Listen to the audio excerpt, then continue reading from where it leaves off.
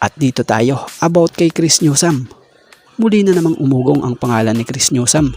Ngayon nalalapit na naman ang pag-expire ng kontrata nito.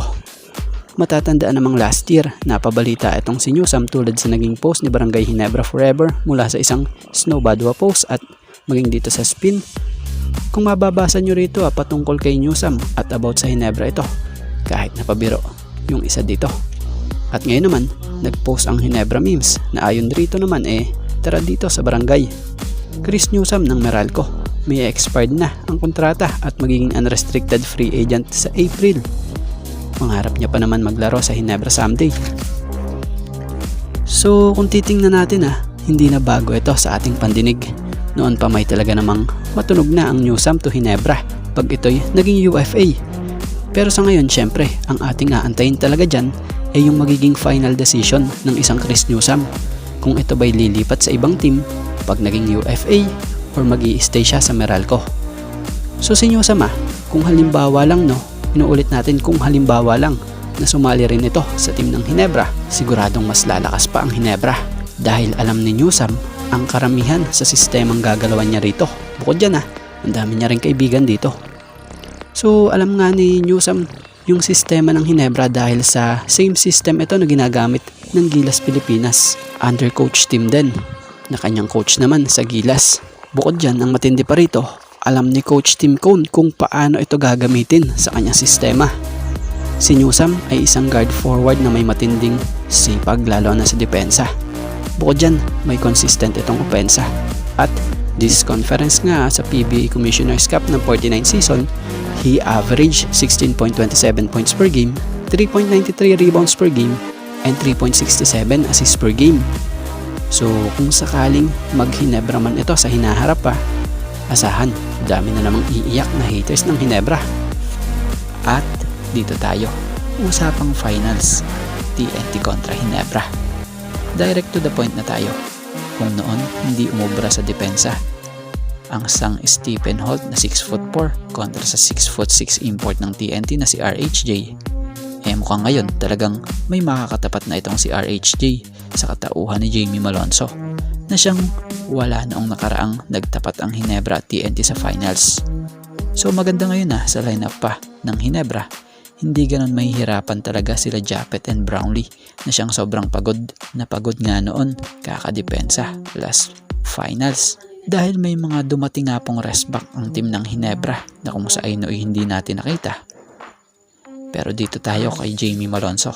Inaasahang posible talagang magtapat si Malonzo at RHJ dahil same position sila. Si Jamie ay isang forward athletic, may taas na 6'7", mas mataas ng konti kay RHJ.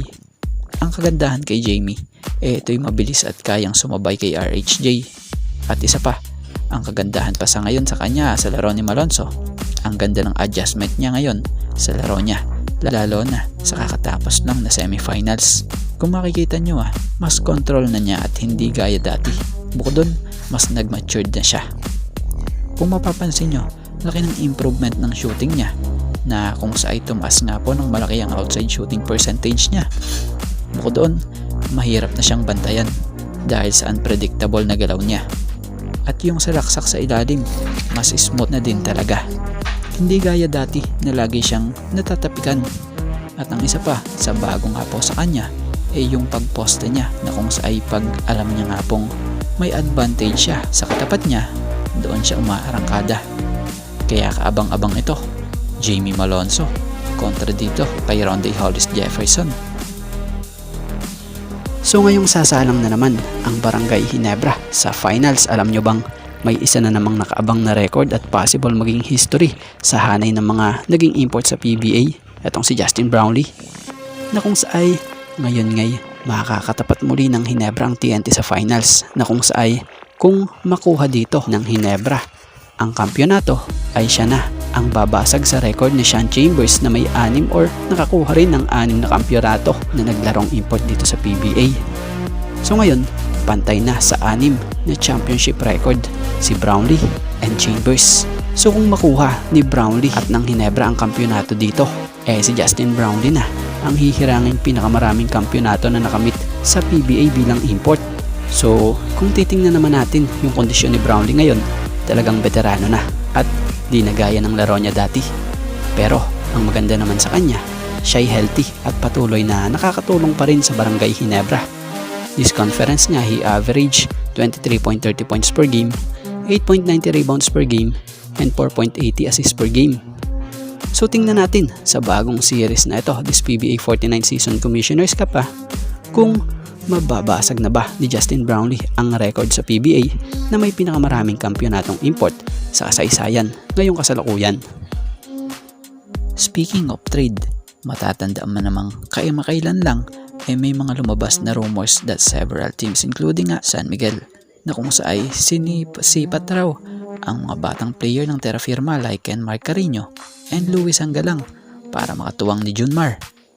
So about yan ang mananatiling rumors na lamang dahil nagbigay na ng hatol ang PBA ng Terra Firma Jeep pinagbawalan muna na makipag-trade na kung sa ayon nga sa isang pahayag ni PBA Commissioner Willie Marshall na inilabas nga po ng Spin.ph credit po. Automatic na yun. Once nag-declare ang team na may bibili or ibebenta na, wala na papayagan na trades. So goods yun para sa Star Horse na siyang napapabalitang papalit sa pwesto ng Terra Firma dahil mapapanatili nga ng Star Horse management yung core ng players like Mark Nonoy, Luis Angalang at itong si Ken Mark Carino na may mabibigat nga ring pangalan ngayon dito sa team. Bukod dun hindi na mahihirapan pa ang Star Horse na humanap ng bago na kanilang bubuuin pa. At least ngayon nakikita na nila yung pupwede pa nilang idagdag na lamang na mas makapagpapalakas pa nga sa team. So yun, malinaw na wala munang mangyayaring trade sa Terra Firma para pair naman dito sa team ng Star Horse na siyang inaasahang magiging bagong pangalang team dito sa Liga. At bago nga ang lahat, baka naman po pwedeng makahingi ng isang subscription para sa ating channel or paki-follow na rin po kung nagustuhan nyo ang ating mga basketball update. At kung ito na may makakabigat para sa inyo, kahit isang like and share na lamang po. Maraming salamat po.